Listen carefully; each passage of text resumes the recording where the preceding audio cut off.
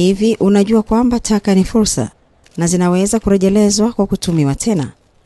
Urejelezaji si tu suluhisho la taka, bali ni fursa kubwa ya ajira kwa vijana na wanawake.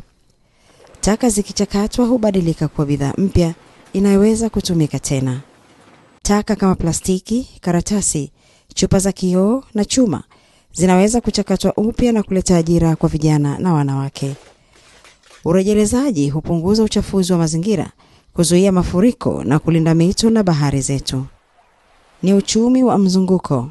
Taka zikigeuka kuwa kipato, mazingira yakibaki salama. Urejelezaji ni fursa. Tuchukue hatua leo kwa Tanzania safi yenye ajira na uchumi endelevu. Wasiliana nasi kwa kupiga simu ya bure 0800 110 115. Mazingira yetu, uhai wetu. Tuyatunze, yatutunze.